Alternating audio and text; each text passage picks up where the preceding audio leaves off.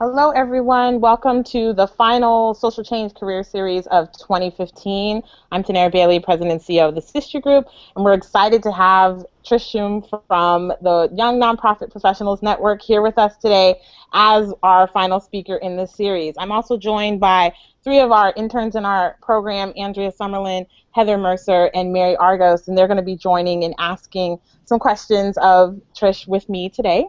If you have any questions, feel free to type them in the chat. If you're watching the replay, you can also type them in the chat, and we'll be happy to either forward them to Trish or try to answer them ourselves. But we're really excited to learn about her role into this first position as the director of YNPN, a position that didn't exist before Trish took it, and to hear what's happening for young nonprofit professionals across the country and the work that they're doing. So to just get us started, why don't you just introduce us to Trish and give us a little insight into who you are? Well, I'm Trish Tchume. I'm the first, as Tanera said, I'm the first national director for YNPN. I'm also someone who's never used the logo tool from the Hangout toolbox, which is apparently why it looks the way that it does. My apologies for that. But I think first and foremost, I'm somebody who is really committed to engaging and building the capacity of young people to serve as leaders in their community. And so that's the thing that originally drew me to YNPN as a member and chapter leader almost 10 years ago. And it's, I think, the thing that has kept me so motivated and passionate about serving as the director for the past 4 years now. So I'm really happy to be here. I know. I think you and I had coffee very shortly. Maybe it was in your first year starting in that position. And I swear, time is just flying by. And so I'm really excited to hear about more about your experience in this role and kind of what's happening with YNPN National. But I also want to give my colleagues a chance to just really quickly introduce themselves so that they can fully participate in the conversation. So if you all just want to say your name and where you're located, and maybe a little bit about your research focus with our organization. I'll go ahead and start. My name is Andrea Summerlin. I'm located on the Oregon coast, and right now we're experiencing a winter storm with lots of thunder and lightning. I am, like Ms. Bailey said, I'm graduating from the intern program, and my research area was mental health, youth development, and veterans and military families. I'm retired Air Force, so I'm glad to be here today. Thanks, Andrea. Heather or Mary, go jump in. Hi, I'm Mary Argus. I'm in St. Paul, Minnesota, and I'll be graduating as well. And my areas of interest are veterans, domestic violence, Black Lives Matter. Those are the areas that I was focusing on this semester. Great. Thanks, Mary. And last but not least, Heather. Hello, I'm Heather Mercer, and I'm located in Spokane, Washington. And my focus is on women with a prenatal diagnosis of Down syndrome and creating an agency that would provide them education and support. Great. So as you can tell, our interns study and look at a variety of things, just like I'm sure the young nonprofit professionals that are part of your network are coming from a variety of backgrounds and interests and organizations, from small, tiny nonprofits with 2 or 3 staff to 100-member organizations. How do you kind of manage that as the director, these kind of different interests? Mm-hmm. Yeah, well, so YNPN, I don't know how much folks know about the structure of YNPN, but so I run the national organization, which was started about 10 years ago to serve as kind of the organizing body for our now 42 chapters across the country. So my job actually is a little bit more consistent than probably the chapter leaders. What our chapters do for members, which I can talk a little bit more about in a bit, is they provide them with training, with development spaces, and with networking spaces that really cut across all the different issue areas that our members at the local level tend to represent. sort of like the folks on this call and all the different things that they're interested in. That common thread, though, is the desire for community, the desire to exchange ideas with people that are committed to social change and social justice, no matter what issue they're working on, and often the need for really accessible or at times affordable skills-based training. So that's what the chapters do at the local level, and obviously that can look a little bit different in New York City than it does in Des Moines, Iowa, or Twin Cities, where we have a great chapter. And so that's the work that they do. And then at the national level, and as director, my role is to provide support and infrastructure, as well as sort of big picture strategic vision for those 42 chapters across the country. So a lot of the work that I do is our chapters have a lot of similar needs. They need very practical things like technology that works, and branding and messaging. But then there's also some things that they need that are much more complex, which is an understanding or a rooting in what are our common values around racial equity, diversity, and inclusion. What is our common vision for what social change looks like in the specific role that we should be playing as chapters towards getting to that. So helping to create spaces where they can kind of wrestle with those issues, and we can come to a collective agreement about that, as well as providing them with tools to be able to translate that into programming at the local level. So my life as a director looks like both of those things on any given day, figuring out how to make the technology work, and then also figuring out what does racial equity look like for 42 cities across the country. So it's a little bit of both. Those questions of like, what is a typical day? There's no such thing when you're running a national organization, when you're running something that's a little bit in the startup phase, because the director is relatively new, and the national office is like a decade old, but still kind of thinking through this process in that way. Right. What do you think, given that your position was new and you entered it, what were the skills that really prepared you for this role, leading something that hadn't been done before, and to really kind of guide the work for the last 4 years? Mm-hmm. I think so. Again, it's sort of that practical level, and then I can talk a little bit more about the sort of emotional or psychosocial level, I guess. But there are basic things that I think were helpful to have at least an understanding that I needed coming into the job, whether or not I actually had all these skills coming in. Basic nonprofit management skills like financial management, how to maintain board relationships, fundraising skills, donor development, operations management, that sort of thing. I think having a lot of experience having to communicate with different audiences was a skill that I came in with, both in terms of writing and in terms of speaking. I came from other organizations where I was given a lot of space and a great platform to really communicate with different audiences and to exercise leadership in that way. So that was something I was able to come in with. And then I think also research and analysis. I think one of the things that coming into a national level organization, one of the things that's really important is just always having an understanding of what's happening across the landscape.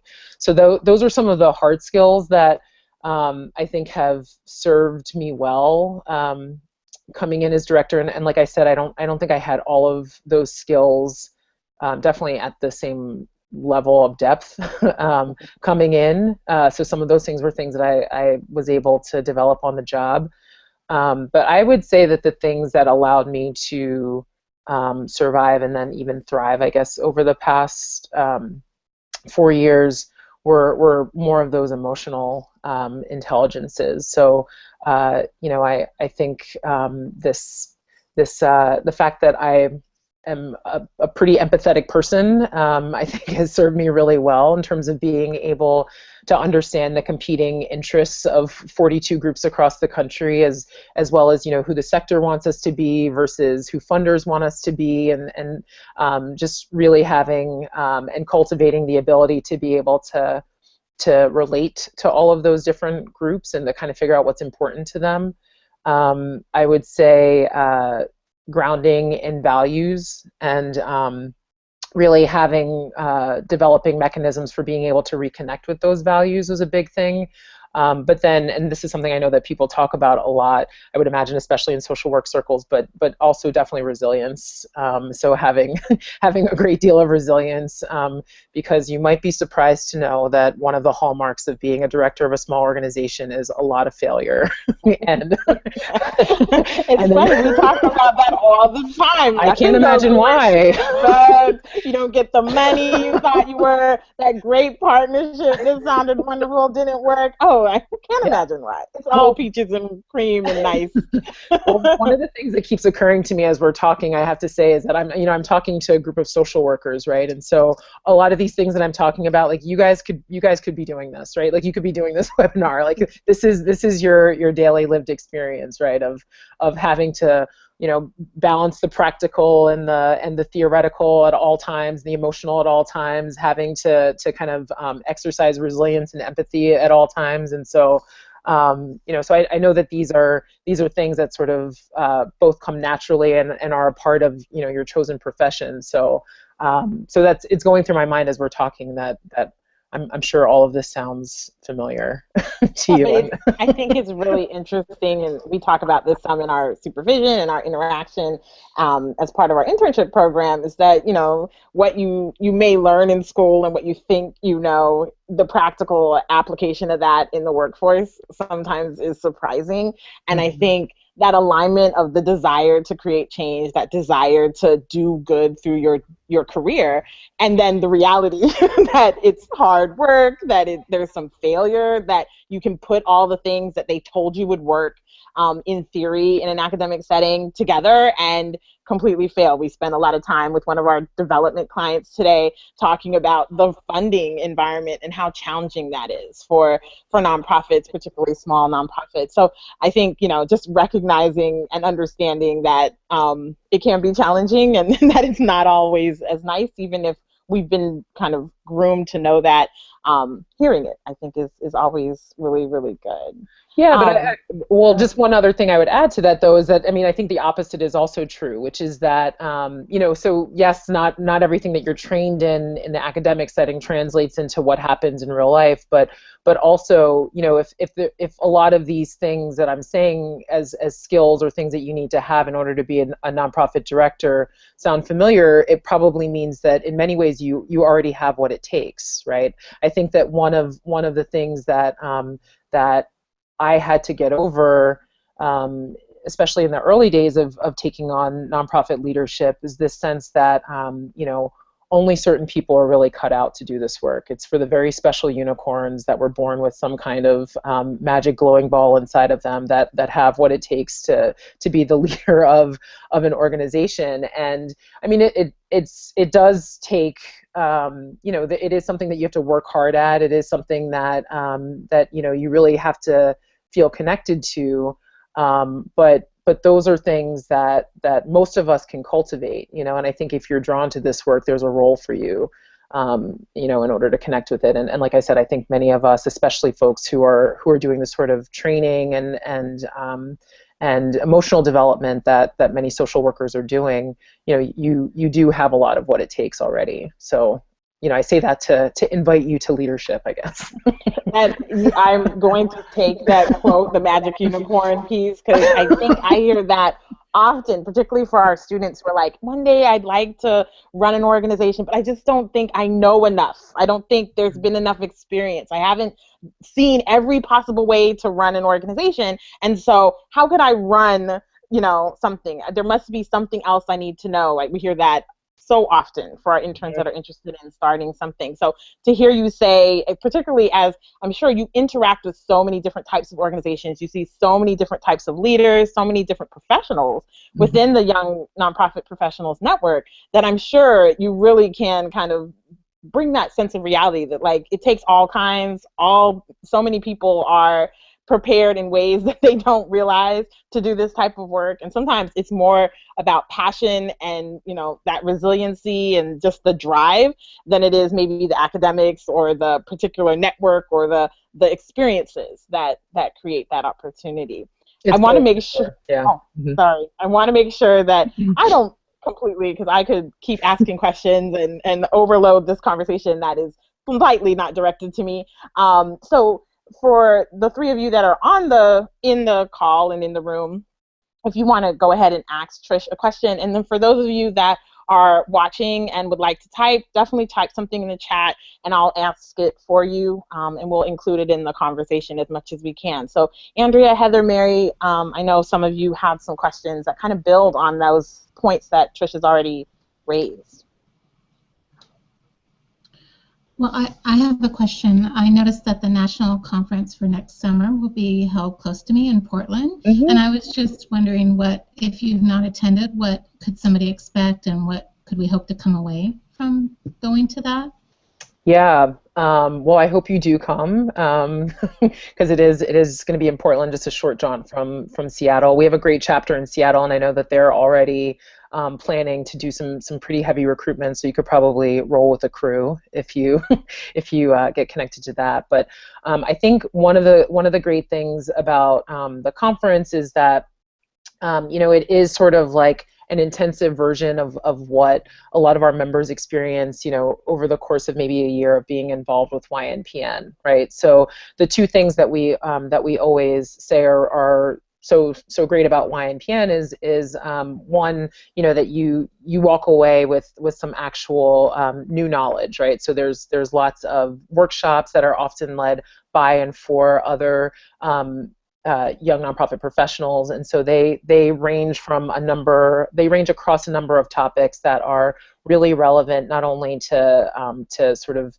they tend to be further away from like nonprofit management topics and closer to topics that are a little bit more about, you know, like how best to do social change work, right? So they might be topics like you know, last year we did a great series on you know, a facilitation technique called liberating structures, which I'm not sure if you're familiar with work.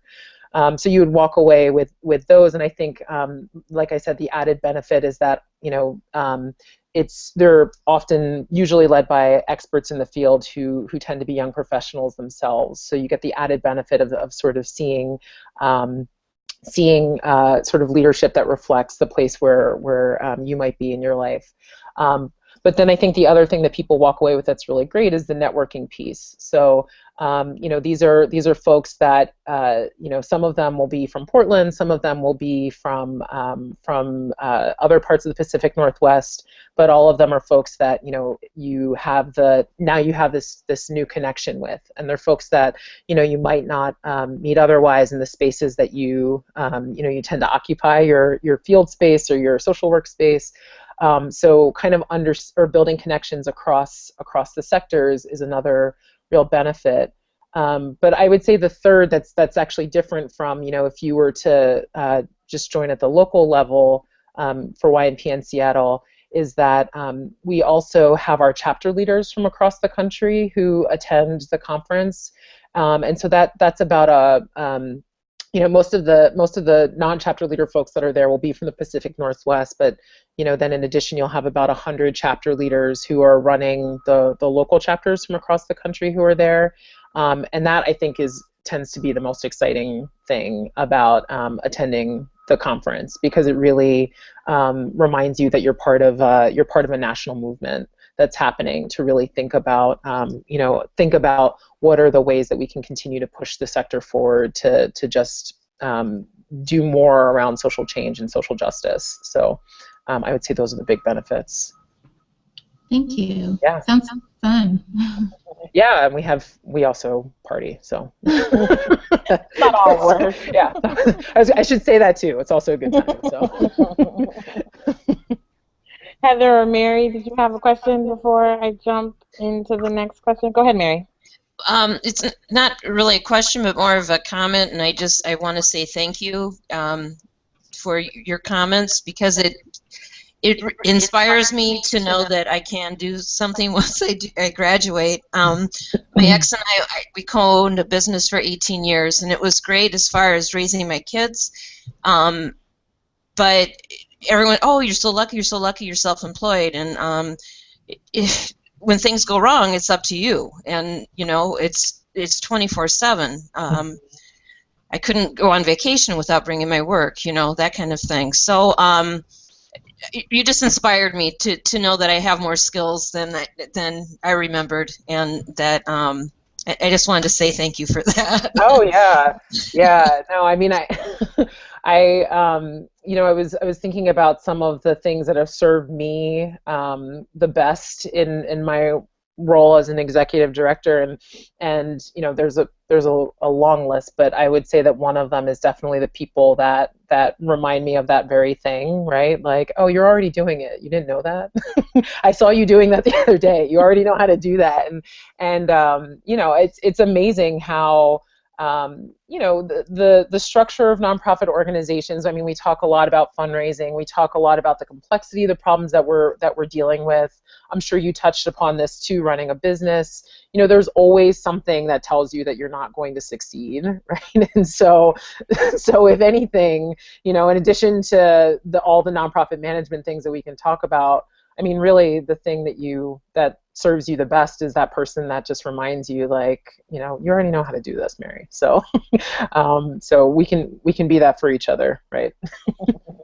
And I think that's so important within the sector, for it to be this kind of place where we encourage and support people who are trying to do this work, because it's hard work and sometimes it's not rewarding in some ways. And so if you can say to someone, it's great that you're going down this path, it's really good that you're thinking about this, it's really inspiring. And I think in your role, kind of running this national network of young people who have chosen this path, to be able to kind of help them to see that, I think is really strong. What are some of the trends you're seeing in the sector and for nonprofits that might impact someone who's taking this career choice?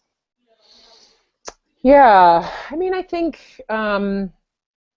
there's a really the way that I hear people talking about it is very negative. Like, you may hear about people talking about the war for talent, and the sector agnosticism, I think that especially younger people are experiencing. But I feel I see this across generations, right? People who they were a lawyer for 35 years and then have decided, actually I want to be more fully immersed in social change work, and a nonprofit is the space that makes the most sense for me. And so I think one of the things that I'm seeing as a trend is that kind of two forces that are happening. One is that I think as nonprofits become a little bit more sophisticated in terms of their structure and in terms of the way that they're approaching social change work, you see a lot of jobs that feel a little bit they just feel different from what seem to be like traditional nonprofit jobs, right? So before, you could be sort of a program coordinator or a volunteer coordinator. You might be if you're in sort of a more traditional sort of service organization, or a case manager or something like that. Or director, things like that are kind of more traditional roles. And now we're seeing roles that I think are a little bit more akin to things that we're used to seeing on the business side of things, or in spaces that even seem like more academic spaces. For example, we have there's a really huge demand for communications positions. That's communications and marketing positions, as organizations are really understanding how important it is to engage people with their mission and with their brand. Tons of fundraising positions, and they want sort of creative fundraisers around that.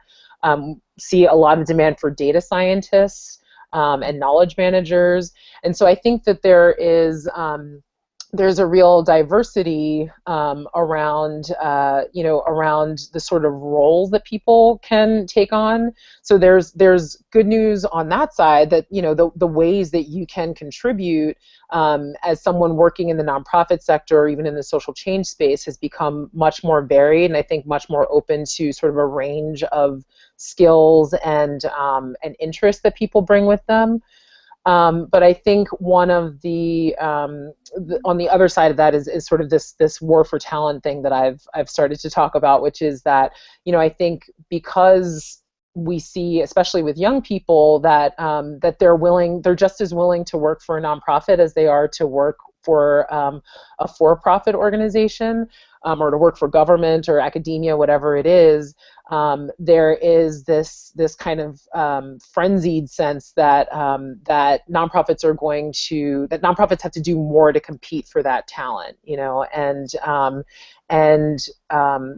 think one of the things that I think we're sort of missing an opportunity around is that the assumption is that the only way to compete for talent is to figure out ways to pay people more, and don't let anyone quote me that I'm advocating that we pay people less. I think everyone should be paid a living wage. That is not the takeaway from what I'm about to say, but But I don't think that that's the only way that nonprofits can compete for talent. I think that there are a lot of, in addition to the emotional benefits and the rewards for working in an working for a social change organization. My experience working in the nonprofit sector is that it is a place of enormous creativity, often not by choice, but but it's still a place of enormous creativity, and it's a great space for innovation. It's a place where you can form real relationships. There's tons of space for development and to try out new roles and different hats, often within the same organization. And so there's a space where there's a real opportunity for work-life integration. I think that nonprofits, most of our missions are steeped in supporting people to be their best selves, right? And so that very often can extend to employees as well. And so there's lots of different ways that nonprofits can look at the fact that that the folks that the roles that people can take on within our organizations are changing, and that in order to compete for the different people that might be attracted to those roles, we actually have a great culture that we can promote as well, in order to attract those folks. Yeah, I definitely don't think pay is the only criteria and a reason why someone chooses a field or makes a decision. Yeah, no problem. Chooses to pursue a particular path. I mean, as our organization, we've looked at things like having our virtual internship, allowing people to be able to access things. We also just thinking about the opportunities for growth and leadership within the nonprofit sector. You do have kind of that way to move up sometimes and to take on new things and to create new programs and to take on those challenges that may be a little more challenging in other fields. And so I think nonprofits just being kind of forward thinking and paying attention to the places where people really want. I know many of my peers, they like some of the benefits of the lifestyle of working for a nonprofit. So they follow kind of the academic calendar and they can get like their longer winter break with their kids, or they can work from home and have that flexibility, or they can design something that they see a reward from. I think probably the rise of social entrepreneurship may be a place that we have to pay attention to, where we're losing people who want to do good but also maybe work in for-profits. But I don't think it's just about pay. For Andrea, Heather, Mary, any other questions that you might have for Trish? I do want to be mindful we have just maybe about 15 more minutes with her, and if you have any questions from the audience, feel free to type them. If you're having some technical issues, go ahead and refresh your screen. You'll be able to see us again. Sometimes these Hangouts can be a little bit tricky with technology. Ladies, anything before I jump into another question? So, Trish, with being the first with YNPN, what do you think was the biggest challenge of doing something that nobody else had done before, and kind of what was the greatest benefit of that? Well, I mean, I would say, just in very real terms, the biggest challenge was that we were wrong about what we needed. And so it was a pretty As far big as challenge. you, or they did not need me. They needed someone else, and they got me. The way I sometimes talk about it is like, imagine if somebody said, we're hiring you, you're a doctor, we really need a doctor, and actually what they needed was a firefighter, right? Okay. I think that's a little bit of what happened with YNPN. So, in terms of the background of the organization, like I said, the national organization was formed about 10 years ago. But we were run as an all-volunteer organization from the start until about 4 years ago. And I wasn't involved right from the beginning at the national level, but I was a member of the national board, so a member basically of that all-volunteer staff, starting in around 2008.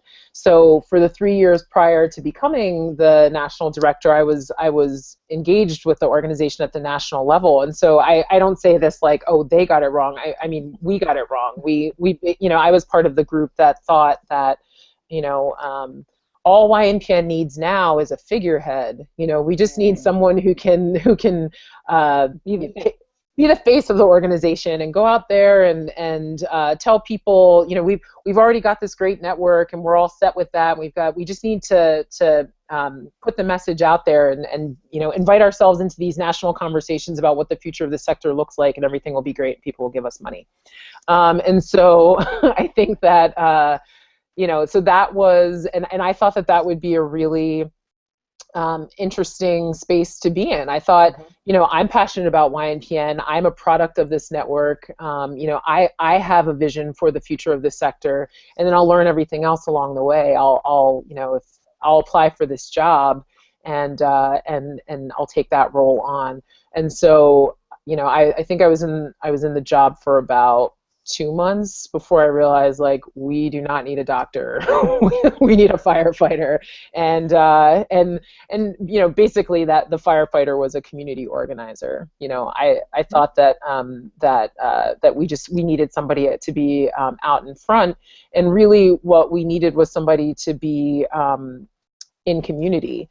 And what's fortunate is that I come from that background as well. I'm probably stronger as an organizer than I am as a figurehead. And so, so the good part was that once we discovered, we actually don't have the network infrastructure. We were sort of connected by a brand, but there was nothing else at the time about YNPN that actually led us to operate as a network. We weren't under the same C3. We didn't have this shared technology platform. We didn't even have a common mission or vision, and so, very loose. Yeah, it was very loose, and something we were proud of, that loose affiliation. We liked the fact that you could be completely serving the needs of people in Des Moines completely differently than you were serving the needs of people in Birmingham, Alabama, and still be YNPN. We liked that. We wanted to preserve that, but also realize that if we were really going to operate as a movement and have significant influence over the way that the nonprofit sector, really engages, especially emerging leaders, and works for social change, that we had to operate more as a network. And so, in order to do that, you didn't need somebody who was going to stand up in front of everybody and say, like, this is who we are. We needed somebody who was going to go to people and ask, who are we? And so, so that's what quickly became my job after thinking I was going to get a cushy job, Pushing off this job. Little did you know you were going to be this community organizer, which is funny because all three of them are getting social work degrees with a focus in community organizing. Oh, I'm a community organizer, so I get it. I think it's more I tell them anyway. all the time that people underestimate the value of having that kind of community organizing mindset, and the way that many organizations need to kind of put that hat on every once in a while to move their mission forward. Just another example of like a skill that you already have that's going to serve you so well. I think one of the greatest shock and horror moments of my time was going out, and really spending time with other executive directors, especially folks that were running associations, and how much the advice was really just like, oh, you have to figure out what the leverage point is, and then take that away from them, and that's how you get people to operate as a network. Basically, like you put this thing behind a firewall, and that's the way that you get people to operate. And I think the community organizer in me knew that, like, I mean, that can only work for so long, and it doesn't even really actually work. And so, and also just knowing that there's another way. There's another way that takes more time and that requires more energy, but has more lasting results. And what my goal always was, and continues to be, and I think where we are succeeding is that the people, our chapter leaders, our members, they see YNPN as theirs, as something that they built and that they're responsible for maintaining, which is why we can go through a leadership transition like the one that we're about to go through, and it's fine because it was never mine to begin with. Right. So like I said, the biggest challenge was that this wasn't what I expected, or it wasn't what we thought we needed. But the good news is that it's work that I was more than willing and really grateful to do. So it was just a shift, just a change in plans. I want to get this one question from the audience. Someone's asking, how do you as a leader help to guide change, particularly with regards to dealing with the resistance to change from others? Yeah. Easy question. No, I mean, yeah, it's that is another shift that I experienced while I was here, because I was the only staff person for most of the time that I was leading the organization, and really it was over the past year that I went from being gratefully went from being a staff of one to really somebody who was managing a team. We had fellows that we worked with who were incredible. They were on for about 10 hours a week each, and I was managing about 4 of them per year. But this was the first year where we hired on other full-time staff. So people who were, at least in terms of their time, were just as invested as I am in the network. And so yeah, the upside is that you're sharing the load, right? Like I'm not responsible for taking care of every single thing that needs to get done for the organization, but it also means that you're sharing the decision making and the power. And I think one of the things that I would say is that I'm naturally collaborative.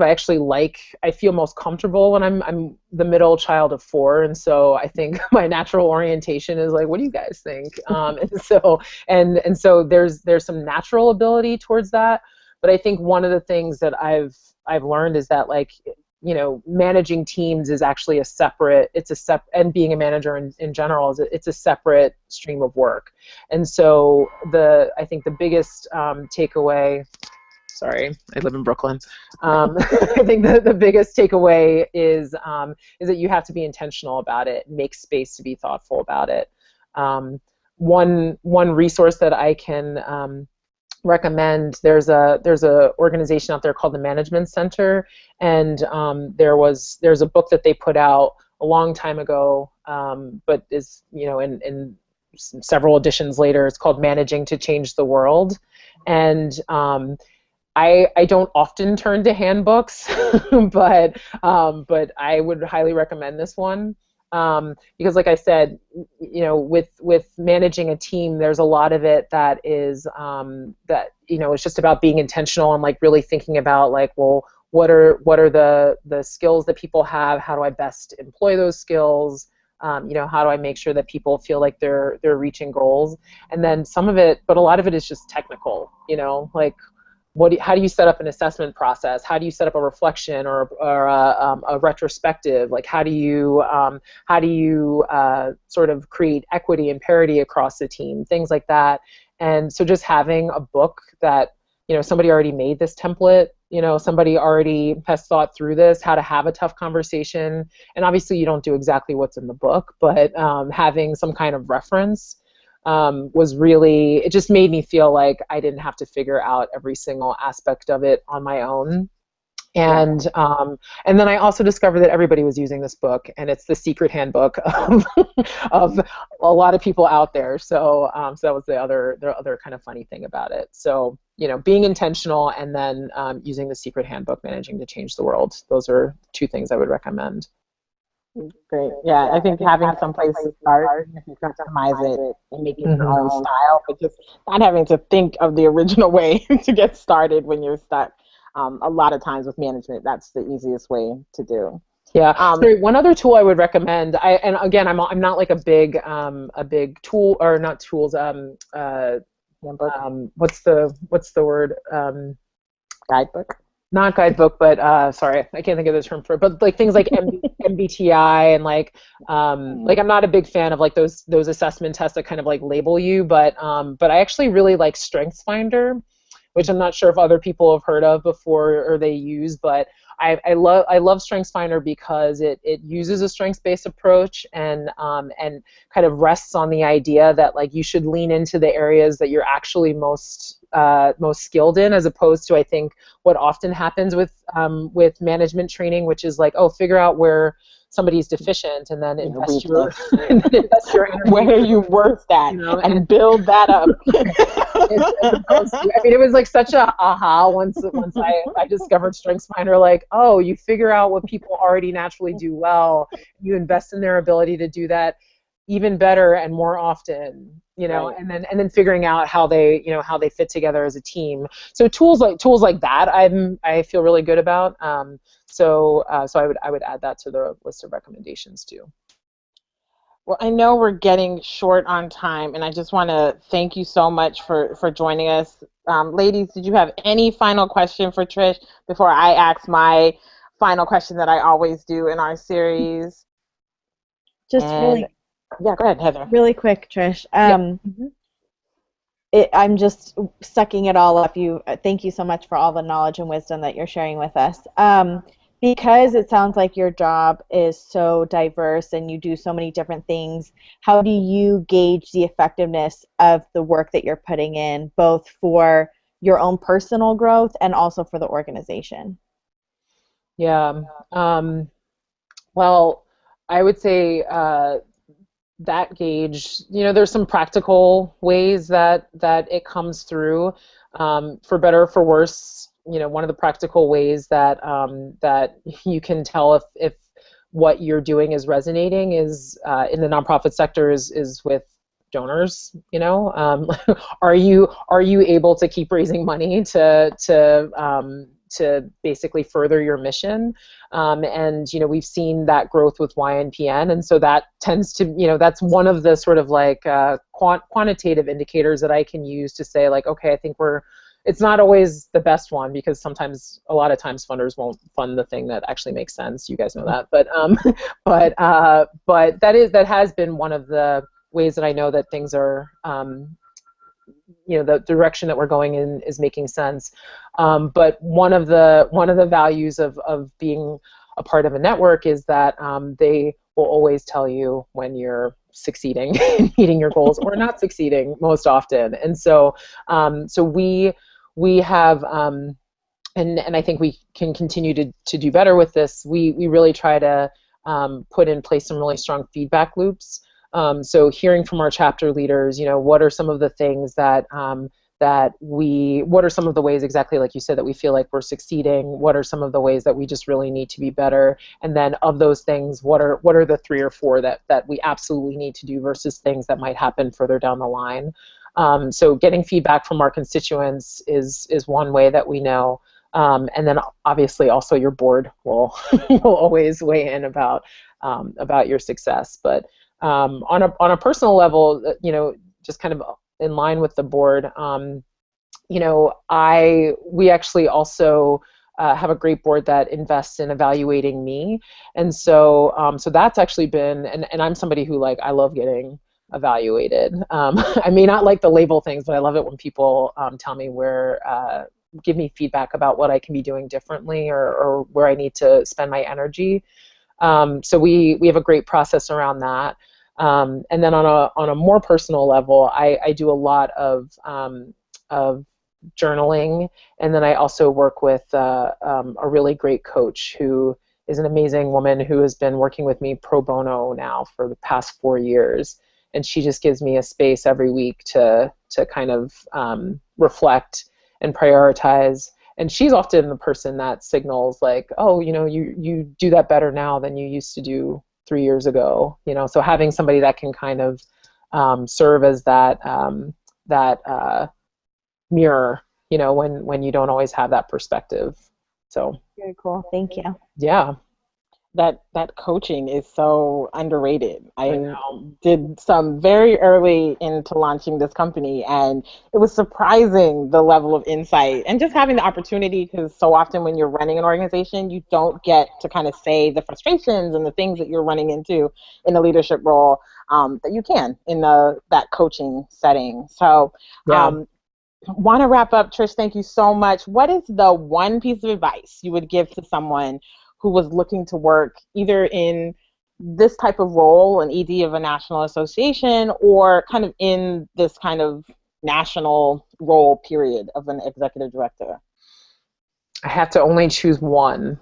Well, you can choose 7 if you can get through it really quickly. I know. Yeah, well, I'm going to choose 2 then, because I can't decide which one was more important. But one, I would say maintain great networks. So one of the reasons why you don't always have to. You were saying, Thanera, I think like early on, which in the session, that people are always like, oh, I have to like be ready. Like I have to be this kind of ready in order to step into this position. I'm not ready yet. I need to learn this thing. I need to have these skills.